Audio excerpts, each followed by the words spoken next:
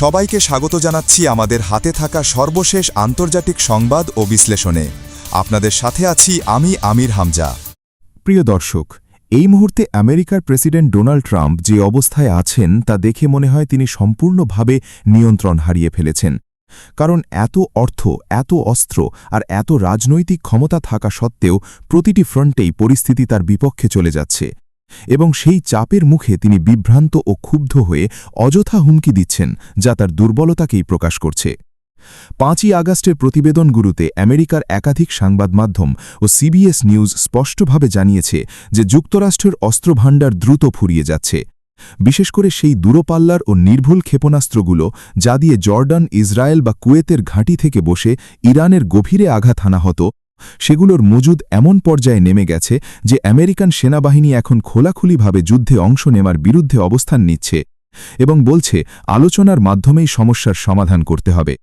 কারণ যদি আবার সংঘাত বাধে তাহলে তাদের নিজেদের যুদ্ধবিমান নিয়ে ইরানের আকাশসীমায় ঢুকতে হবে এবং সেখান থেকে জীবিত ফিরে আসার কোনো নিশ্চয়তা নেই। একাধিক সূত্র দাবি করেছে ইরানের সঙ্গে চলমান সংঘাতে ইতোমধ্যে 650-এরও বেশি আমেরিকান সেনা নিহত হয়েছে। আর এই তথ্যগুলো যখন জনসমক্ষে আসছে তখন ট্রাম্পের জন্য তা মারাত্মক রাজনৈতিক সংকট তৈরি করছে। কারণ সামনে মিড টার্ম নির্বাচন এবং সেখানে ডেমোক্র্যাটরা প্রশ্ন তুলবে যে লক্ষ লক্ষ ডলার মূল্যের এত দামি ক্ষেপণাস্ত্র নষ্ট করে শেষ পর্যন্ত কি অর্জন হল। স্ট্রেট অফ হরমুজও খোলা যায়নি। এই ভয় থেকেই তিনি ট্রুথ সোশ্যালে পোস্ট করে দাবি করেছেন, আমাদের কাছে প্রচুর অস্ত্র আছে এবং যারা মিথ্যা খবর ছড়াচ্ছে তাদের জেলে পোড়া হবে। কিন্তু ইতিহাস বলে জেলে পুরলে সত্য চাপা পড়ে না। যেমন ইমরান খানকে 3 বছর ধরে কারাগারে রাখা হয়েছে, তবু আসিম মুনির ও শাহবাজ শরীফ যে আমেরিকা ও ইউরোপের ইশারায় চলছেন সেই বাস্তবতা লুকানো যায়নি। ইমরান সেই ইশারা মানতে রাজি না হওয়ায় তাকে বন্দী করা হয়েছে। আর আমেরিকায় 4 জন সাংবাদিককে জেলে পুরলেও সত্য লুকানো সম্ভব নয়, কারণ সেখানে এত সহজে কাউকে কারাবন্দী করা যায় না। ট্রাম্প হয়তো স্বৈরশাসকের স্বপ্ন দেখেন, কিন্তু আমেরিকার ব্যবস্থায় তার সেই ক্ষমতা নেই। এর পাশাপাশি আমেরিকার প্রাইমারি নির্বাচনে যে পরিবর্তন ঘটছে তা আরও গভীর তাৎপর্য বহন করছে। আইপ্যাক নামের ইসরায়েলপন্থী লবি ডেমোক্র্যাট ও রিপাবলিকান উভয় দলেই দীর্ঘদিন ধরে শক্তিশালী প্রভাব বিস্তার করে এসেছে এবং তারা চায় উভয় পক্ষের প্রার্থী ইসরায়েলের পক্ষে থাকুক। কিন্তু এবার ডেমোক্র্যাট প্রাইমারিতে এমন প্রার্থীরা জয়ী হচ্ছেন যারা ইসরায়েলের নীতির সমালোচক।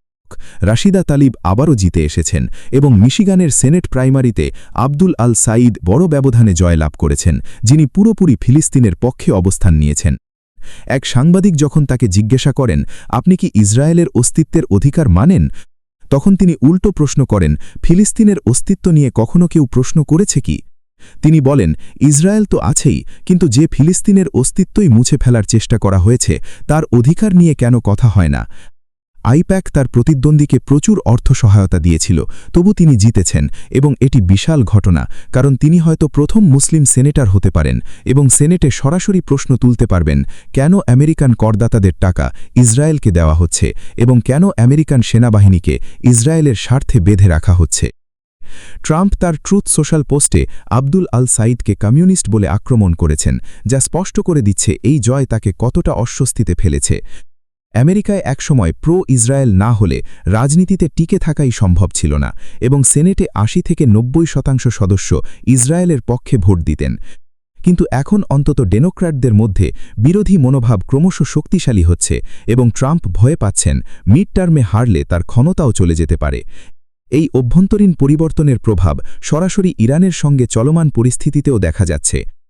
স্ট্রেট অফ হরমুজ নিয়ে আলোচনা চলছে, যেখানে আমেরিকা দাবি করেছে তারাও আলোচনায় আছে এবং শীঘ্রই সিদ্ধান্ত হবে। কিন্তু ইরান স্পষ্ট জানিয়েছে এ ধরনের বাইরের হস্তক্ষেপ হলে আলোচনা শেষ হবে না এবং এখনও কোনো চূড়ান্ত সিদ্ধান্ত হয়নি। বারবার যেসব সময়সীমা দেওয়া হয়েছিল ইরান সেগুলোর কোনো তোয়াক্কা করেনি, বরং ওমানের সঙ্গে নিজস্ব গতিতে আলোচনা চালিয়ে যাচ্ছে। ইরানের অবস্থান হল স্ট্রেট অফ হরমুজে প্রবেশকারী সব জাহাজের নিয়ন্ত্রণ তার হাতে থাকবে। শুধু উপসাগরীয় দেশগুলির জাহাজ নয়, বরং বাইরের দেশের জাহাজও ইরানের অনুমতি ছাড়া ঢুকতে পারবে না এবং ইরান 7% টোল চান। ওমান বলছে 3% করা হোক। চীন ও রাশিয়াকে ছাড় দেওয়া হয়েছে, কিন্তু বাকি সব দেশের জাহাজ থেকে টোল নেওয়ার পরিকল্পনা রয়েছে। আমেরিকা বলছে কোনো টোলই চলবে না, কিন্তু বাস্তবতা হল আগের মতো মুক্ত চলাচল আর হবে না এবং ইরানের নিয়ন্ত্রণ থাকবেই। শতকরা হার নিয়ে এখন দর কষাকষি চলছে। এটি ট্রাম্পের জন্য বড় পরাজয়, কারণ তিনি চেয়েছিলেন স্ট্রেট অফ হরমুজ পূর্বযুদ্ধ অবস্থায় ফিরে যাক। কিন্তু সেটা হচ্ছে না। এখন আমেরিকা বলছে পুরনো সমঝোতা মশরায় ফিরে যাওয়া হোক। প্রশ্ন হল, তাহলে এই 10-15 দিনের অযথা সংঘাত কেন করা হলো? করদাতাদের টাকা অস্ত্রে নষ্ট করা হলো কেন? উপসাগরীয় দেশগুলিকে বিপুল ক্ষতির সম্মুখীন করা হলো কেন? ট্রাম্পের কাছে এর কোনো উত্তর নেই। তারা আশা করেছিলেন বোমাবর্ষণের পর ইরান নত স্বীকার করবে, কিন্তু উল্টো ইরান আরও শক্ত অবস্থান নিয়েছে। সমঝোতা মশরায় ফিরে গেলে ইরানকে ক্ষতিপূরণ দিতে হবে, জব্দ করা সম্পদ মুক্ত করতে হবে, নিষেধাজ্ঞা তুলে নিতে হবে এবং স্ট্রেট অফ হরমুজে ইরানের নিয়ন্ত্রণ মেনে নিতে হবে, যা আগেও ইরানের জয় হিসেবেই দেখা হয়েছিল এবং এখন আবার সেই পথেই যাওয়া হচ্ছে। পরাজয় স্বীকার না করে এখন পিট হেগসেথকে দায়ী করা হচ্ছে। ওয়াশিংটন পোস্টের প্রতিবেদন অনুযায়ী ক্যাম্প ডেভিডের মন্ত্রিসভা বৈঠকে ট্রাম্প ও হেগসেথের মধ্যে তীব্র কথা কাটাকাটি হয়েছে এবং হেগসেথের পদ যে কোনো সময় চলে যেতে পারে, যা ইতিহাসের পুরনো চিত্রই পুনরাবৃত্তি করছে, যে ব্যর্থতার দায় সব সময় ঘনিষ্ঠ সহযোগীর উপর চাপানো হয়। অন্যদিকে হুথিরা দাবি করেছে সৌদি তেলবাহী ট্যাঙ্কার ডেইজির উপর ব্যালিস্টিক ক্ষেপণাস্ত্র হামলা করেছে এবং 22 জুলাই থেকে 6টি সৌদি জাহাজকে লক্ষ্য করা হয়েছে। কতটা সত্য তা নিশ্চিত নয়, তবে এই সংঘাত দীর্ঘস্থায়ী হবে বলে মনে হয় না, কারণ ইরান এখন নতুন কোনো ফ্রন্ট খুলতে চায় না যখন মূল পরিস্থিতি তার অনুকূলে রয়েছে। ইরানের অভ্যন্তরে সর্বোচ্চ নেতা মুস্তাফা খামেনিকে নিয়ে নানা জল্পনা কল্পনা চলছে। পেজেশকিয়ানের সঙ্গে সাক্ষাতের খবর নিয়ে বিভ্রান্তি ছড়ানো হয়েছে, কিন্তু পেজেশকিয়ান নিজেই বলেছেন সর্বোচ্চ নেতার সঙ্গে যোগাযোগ কঠিন হলেও তার উপস্থিতি বড় শক্তি এবং একাধিক বৈঠক হয়েছে। গাড়ির পেছনের সিটে সাক্ষাতের গল্প অসত্য। জঙ্গি অবস্থা শেষ হলেই পরিষ্কার হবে তিনি কোথায় আছেন এবং কেমন আছেন। এখনকার জল্পনা মূল বিষয় নয়।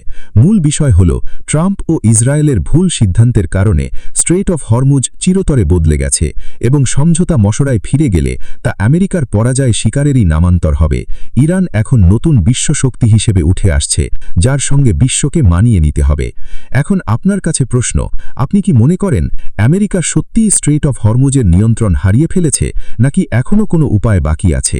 আর ইরানের এই উত্থান কি বিশ্ব রাজনীতিকে চিরতরে বদলে দেবে? মন্তব্যে জানিয়ে দিন আপনার মতামত। আল্লাহ হাফিজ।